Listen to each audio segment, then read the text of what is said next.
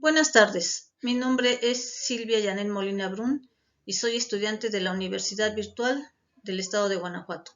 Actualmente estudio la licenciatura en Derecho en el módulo Derechos Humanos en el ámbito internacional.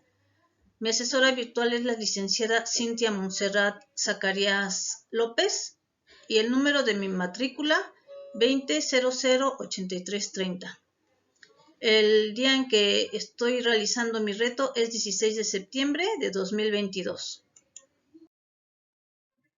El nombre del reto es ¿cuál es la responsabilidad del Estado mexicano? Este reto consiste en el análisis de dos casos hipotéticos, así como su fundamentación y sus respectivas respuestas. Caso número 1. Ana se encontraba pacíficamente repartiendo panfletos a las personas que se manifestaban en la plaza de armas de su ciudad. El contenido de los panfletos versaba sobre citas bíblicas.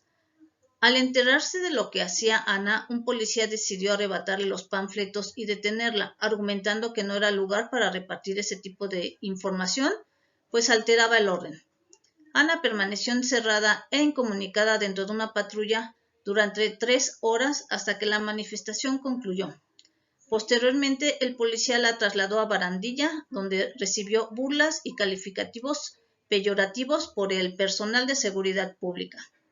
Luego de un día detenida, la dejaron en libertad. Ana denunció el hecho ante la Fiscalía General del Estado, así como ante la Comisión Estatal de Derechos Humanos.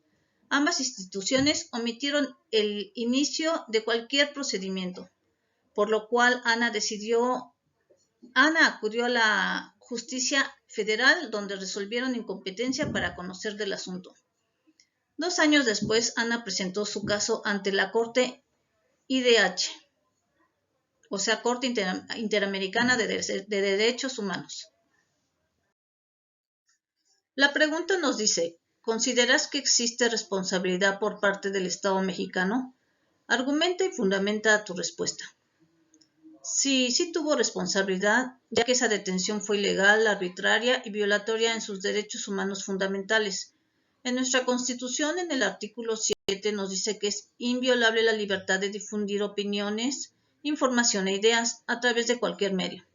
Ninguna ley ni autoridad puede establecer la previa censura ni coartar la libertad de difusión, que no tiene más límites que los previstos en el primer párrafo del artículo 6 de esta Constitución.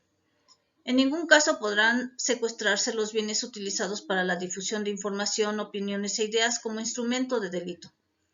El artículo 24 nos menciona que toda persona también tiene derecho a la libertad de convicciones éticas, de conciencia y de religión, y a tener o adoptar, en su caso, las de su agrado. En el ámbito internacional, en el ámbito del derecho internacional, la Declaración Universal de Derechos Humanos en su artículo 9 nos dice, nadie podrá ser arbitrariamente detenido, preso ni desterrado. En el artículo 11, en su fracción 2, nos dice que nadie será condenado por actos u omisiones que en el momento de cometerse no fueron delitos según el derecho nacional o internacional. Tampoco se impondrá pena más grave que la aplicable en el momento de la comisión del delito. El artículo 18 nos dice que toda persona tiene derecho a la libertad de pensamiento, de conciencia y de religión. Este derecho incluye la libertad de cambiar de religión o de creencia. Aquí pongo especial énfasis en el párrafo donde dice que así como la libertad de manifestar su religión o su creencia individual y colectivamente, tanto en público como en privado, por la enseñanza, la práctica, el culto y la observancia. El artículo número 19 nos dice que todo individuo tiene derecho a la libertad de opinión y de expresión. Este derecho incluye el de no ser molestado a causa de sus opiniones, el de investigar y recibir informaciones y opiniones y el de difundirlas sin limitación de fronteras por cualquier medio de expresión. Como se puede notar, hubo una serie de irregularidades en esta detención, ya que el indiciado debería haber sido puesto sin demora a disposición de la autoridad competente, conforme el artículo 16, párrafo 4 de la Constitución, lo cual nunca pasó, ni le leyeron sus derechos y asimismo la policía, posiblemente yo pienso que ni siquiera se identificó. ni mostró tampoco sus credenciales. Caso número 2. Durante la pandemia por COVID, el gobernador de una entidad federativa publicó un decreto por medio del que se declaraba obligatorio el confinamiento en el domicilio particular de los habitantes, en un horario de 18 horas a 9 horas. Asimismo, se preveía una multa de 1,500 pesos a quien infringiera esta disposición. De no contar con recursos para el pago de la multa, el del decreto previo serían 36 horas de arresto. Andrés es un hombre de 34 años de edad en situación de calle. Caminaba por la avenida principal de la ciudad a las 8 de la noche. Cuando un militar lo vio, lo detuvo y lo presentó a la Secretaría de Seguridad Pública, donde fue exigido el pago de la multa. Andrés argumentó no tener casa, habitación, familia ni dinero para pagar la multa. Como consecuencia, fue privado de su libertad durante 36 horas y boletinado, con fotografía incluida, en redes sociales como el primer detenido, un sinvergüenza capaz de negar a su familia con tal de no pagar la multa.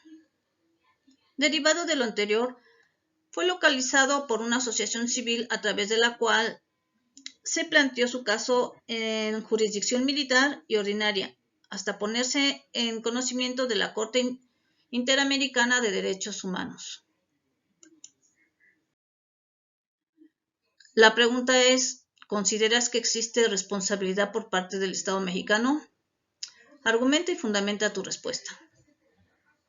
Sí existe responsabilidad por parte del Estado mexicano.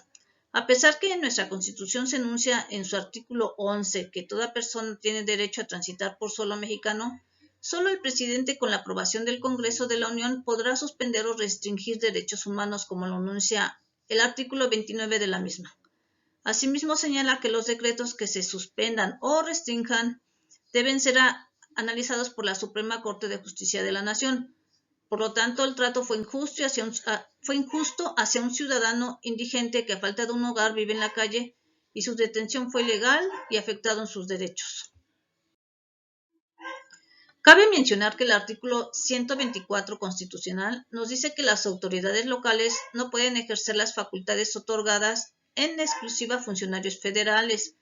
Y asimismo el artículo 1 de la Constitución señala que los derechos humanos no podrán suspenderse o restringirse, salvo en los supuestos y bajo las condiciones establecidas por el propio texto constitucional, es decir, conforme a lo prescrito en el citado artículo 29. Conclusión. Los derechos humanos protegen nuestra dignidad estableciendo que cualquier situación que atente en contra de ella rechaza nuestro valor como seres humanos. Es decir, esto significa que se reconoce a todos y cada una de las personas el derecho a vivir libres de la intervención arbitraria del Estado y que les podemos solicitar al mismo que realice determinadas acciones para que podamos gozar de una vida más plena.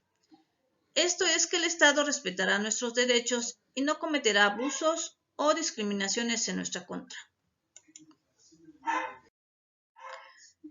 Bueno, por mi parte eso sería todo. Muchas gracias. Y mis referencias. Hasta luego.